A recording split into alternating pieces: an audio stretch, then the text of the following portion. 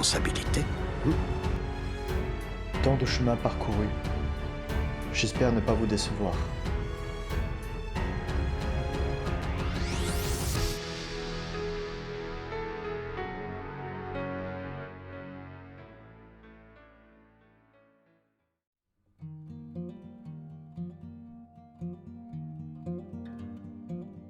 Pour commencer, parlons de la cuve.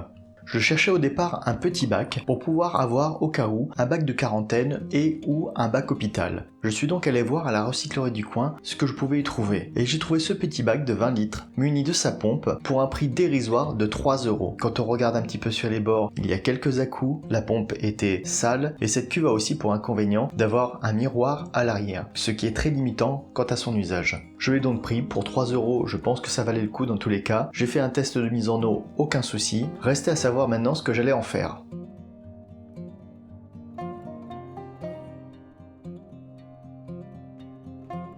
Même s'il s'agissait pour moi d'un bac de quarantaine ou hôpital, je voulais faire quand même quelque chose de joli. C'est pourquoi j'ai quand même commencé par chercher un sol. Mon choix s'est porté tout naturellement vers le Manado. J'ai pris un sac de Manado de 3 litres sur Aquastore qui m'a coûté 7 €. J'ai rajouté ensuite quelques pierres que j'avais par-ci par-là. J'ai également posé le bonsaï que j'avais retiré de mon 60 litres et quelques boutures d'hygrophila par-ci par-là. Alors même s'il s'agissait d'un bac vraiment de secours, au cas où il y avait un poisson malade ou autre chose, la décoration de celui-ci ne me plaisait pas du tout et je trouve vraiment ça très moche. J'ai donc commencé à réfléchir sur ce que je pouvais faire de ce bac, sachant que pour moi, avoir un bac de quarantaine avec rien à l'intérieur, c'est très frustrant. Donc du coup, je me suis posé la question comment je pouvais le rendre joli et qu'est-ce que je pouvais mettre dedans, toujours en ayant à l'esprit de limiter les coûts.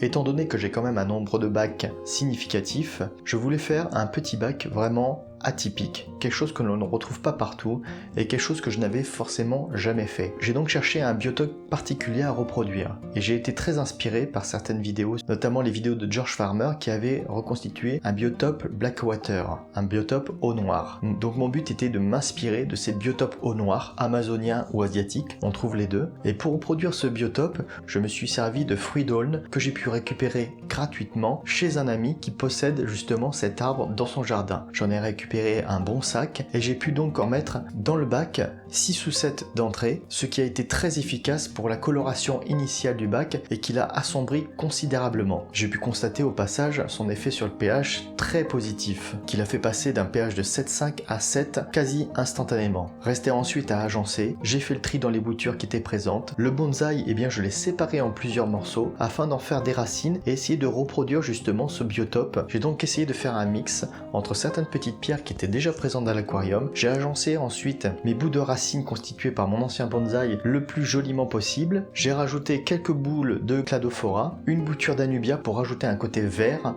L'idée était de mettre des plantes résistantes. À noter qu'il y a aussi dans ce bac de la mousse de java qui était déjà collée sur le bonsaï que j'avais placé à l'intérieur. Je ne sais pas ce que vous en pensez, mais finalement, le résultat m'a quand même beaucoup plu. Alors certes, parfois vous pourrez voir au cours de la vidéo que l'eau a tendance à s'éclaircir au fur et à mesure des changements d'eau, mais je peux vous garantir que l'eau a vraiment une coloration très particulière, ce qui rend l'ambiance de cet aquarium assez intéressant. Au niveau matériel, j'ai rajouté ma rampe LED que j'avais achetée sur Wish, dont je vous ai fait un déballage dans une de mes dernières vidéos, j'ai commandé sur Wish. Rampe LED qui m'a coûté 6,50 €. Elle était de couleur noire, donc assortie à ce bac, et j'espérais d'une luminosité suffisante pour pouvoir éclairer un bac de 20 litres. C'est effectivement le cas, et je trouve qu'elle joue parfaitement son rôle en termes d'éclairage, ni trop ni pas assez, et elle correspond tout à fait à ce type d'ambiance un peu tamisée. Au-dessus, vous pouvez noter que j'ai rajouté une plaque de plexiglas de manière à limiter l'évaporation du bac, et accessoirement j'ai aussi un chat à la maison, ce qui évite qu'il vienne boire l'eau du bac, car malheureusement c'est ce qu'il fait. J'ai également percé 2 trous, ce qui me permet de pouvoir soulever la plaque facilement et ainsi pouvoir nourrir les futurs animaux que je mettrai à l'intérieur. La pompe quant à elle fonctionne très bien, c'est une pompe Rena qui a un débit réglable. Je ne savais pas si elle allait bien fonctionner ou pas, mais elle fait très bien le job.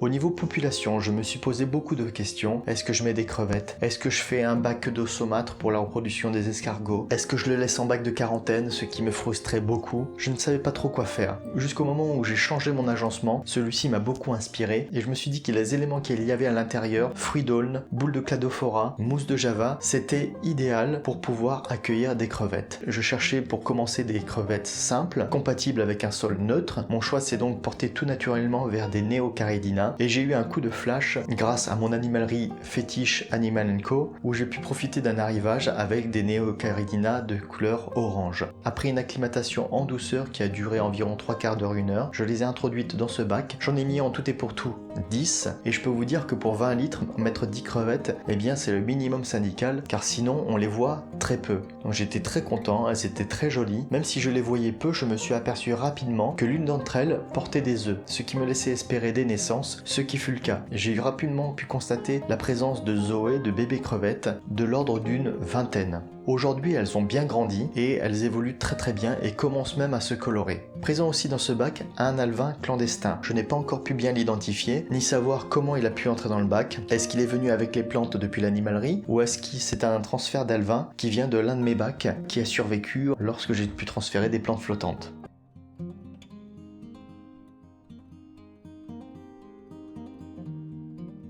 Je vous laisse quelques images de l'aquarium dans son ensemble avec quelques zooms en macro de ces magnifiques crevettes.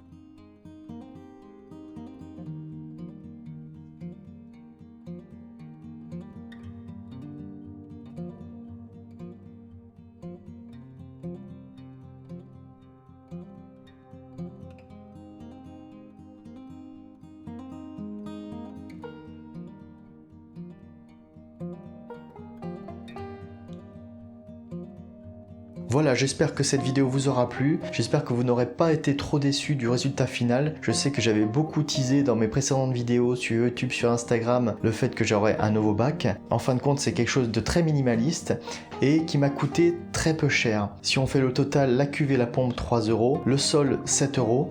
Les plantes, ce ne sont que des boutures, les roches, c'est de la récupération, les racines issues du bonsaï, c'est de la récupération également. J'ai rajouté la remplette de chez Wish à 6,50 € et la plaque de plexi qui m'a coûté 2 €. Je rajoute à ça le prix des crevettes, 20 € les 10 crevettes, ce qui est plutôt raisonnable pour un prix en animalerie. Voilà un total pour un bac simple qui est atypique, joli à mon sens et en plus qui a vocation à évoluer grâce à la population à l'intérieur. Voilà, j'espère que ça vous aura plu. Si c'est le cas, n'hésitez pas à lâcher un gros pouce bleu, à vous abonner. N'hésitez pas non plus à partager cette vidéo au maximum. N'hésitez pas également à faire un petit tour sur Tipeee pour me permettre d'investir dans du matériel de meilleure qualité afin de vous produire de meilleures images et du meilleur son. Je fais beaucoup d'efforts en ce moment à ce niveau-là, donc n'hésitez pas à me soutenir, ça me permettra d'atteindre ces objectifs beaucoup plus vite. Je vous remercie beaucoup pour votre soutien, je vous dis à la prochaine, ciao. Et n'oubliez pas en attendant, restez zen.